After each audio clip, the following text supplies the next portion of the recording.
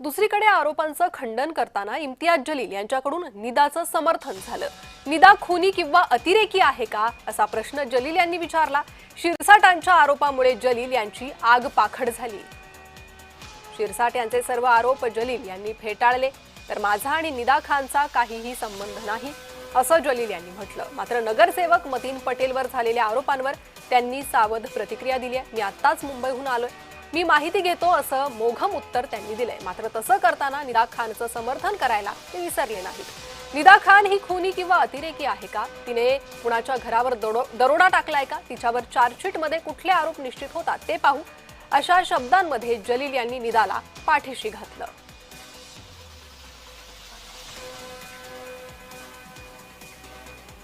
Treated innocent until proven guilty हे नियम आहे, हे कायद्याचा नियम आहे।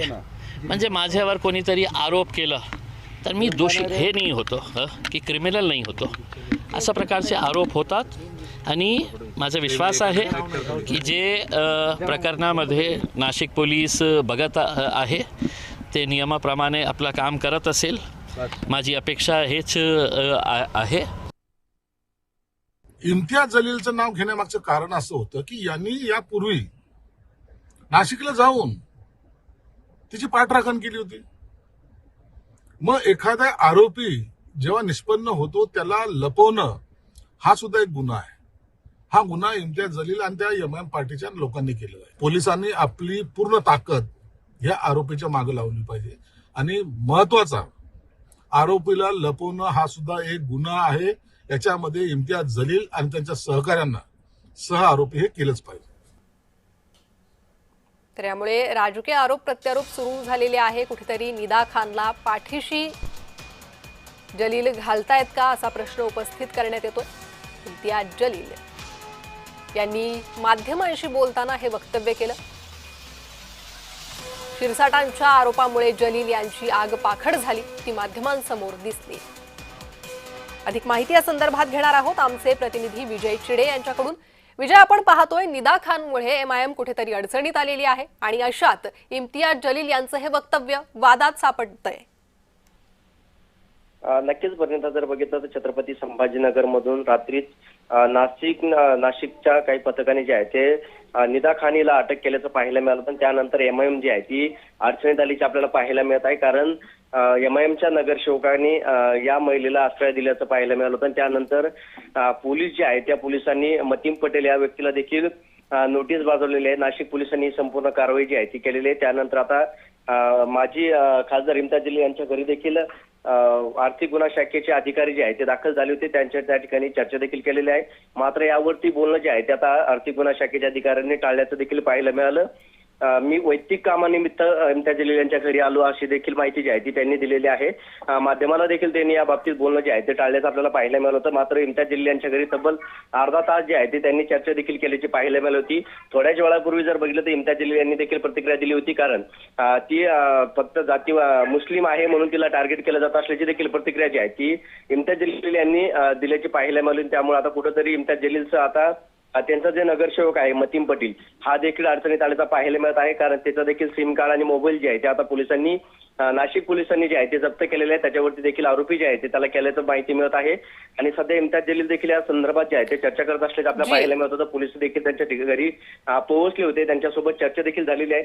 मात्र आता गोपनीय चर्चा काय झाली अगदी विजय, माफ करा मी तुम्हाला थांबवते थोड्या वेळासाठी। आपल्यासोबत भाजपचे प्रवक्ते अजित चव्हाण जोडले गेले आहे, त्यांच्यासोबत या संदर्भात प्रतिक्रिया घेणार आहोत। अजितजी, इम्तियाज जलील यांचं वक्तव्य आहे निदा खान ही आरोपी आहे, दोषी नाही असं त्यांनी म्हटलेलं आहे। कुठेतरी पाठराखण करताय निदा खानची ते? अगदी स्पष्ट आहे। जय महाराष्ट्रावरतीच मी त्यांची प्रतिक्रिया ऐकली होती। मुस्लिम समुदायाच्या समोर भाषण करत असताना त्यांनी स्वतः म्हटलं होतं की होय, मला जातीवादी म्हटलं तरी चालेल, मी निदा खानच्या सोबत आहे, तुम्ही आहात का? अशा पद्धतीनं भडकाऊ भाषण करणारे इम्तियाज जलील निदा खानची बाजूच घेणार। आणि सकल हिंदू समाजाला या निमित्तानं माझं सांगणं आहे की बघा, ज्या पद्धतीनं संसदीय पद्धतीनं FIR दाखल झालेल्या एका आरोपीची जाहीरपणे अशा पद्धतीनं बाजू घेणारे हे लोक काय संदेश देतात याचा आपण नक्की बोध घेतला पाहिजे। आणि मला तर असं वाटतं या इतके दिवस ती फरार राहिली त्याच्या पाठीमागे नेमकं काय कारण आहे त्याचं देखील मी पोलीस आयुक्तांकडे मागणी करणार आहे की तिला नेमकं लपवलं कोणी, तिला मदत कोणी केली, प्रवासाला मदत कोणी केली, या सगळ्याची चौकशी झाली पाहिजे. तिचं मलेशियाचं एक कनेक्शन आहे असा पोलिसांना संशय आहे, त्याच्यामध्ये अतिशय सखोल चौकशी झाली पाहिजे. अन्यथा आपल्या घरामध्ये हे बॉम्ब ठेवून आपण वावरतो याच्याकडे दुर्लक्ष करणं हे राष्ट्रीय सुरक्षेला घातक आहे. अजितजी, केवळ मुसलमान आहे केवळ निदा म्हणून तिच्यासोबत असं होतंय असं जलील यांचं म्हणणं आहे. कसं पाहतात त्यांच्या या बोलण्याकडे? ताई, असं लक्षात घ्या की या देशामध्ये कोट्यवधी मुस्लिम बांधव आहेत, इतर धर्माचे लोक आहेत. मी सुद्धा या देशाचा एखादा कायदा मोडला तर उद्या माझ्या विरोधामध्ये गुन्हा दाखल होईल ना. फक्त एखाद्या विशिष्ट धर्माचा आहे म्हणून त्याची कड घेणं हे कसं काय बरोबर आहे? जर त्यांच्यावरती बेकायदेशीरपणे धर्मांतर केल्याचे आरोप असतील तर त्याची चौकशी होऊ द्या ना. आणि हा इम्तियाज जलील असेल, तिस्ता सेटलवाड असेल, तो आणखी एक पत्रकार, हे सगळे लोक ज्या पद्धतीनं छात्या पेटतायत ही एक प्रकारची मोडस ऑपरेंटी असते की यांनी गुन्हे करायचे आणि यांना वाचवायला येणारे सगळे लोक जे आहेत. आता याची आंतरराष्ट्रीय बातमी होईल की भारतामध्ये मुस्लिमांना कशा पद्धतीने त्रास दिला जातो अल्पसंख्याक म्हणून. मला असं वाटतं या देशामध्ये जे राष्ट्रप्रेमी मुस्लिम आहेत, जे कायदा पाळतात, त्यांचा हा हक्काचा देश आहे.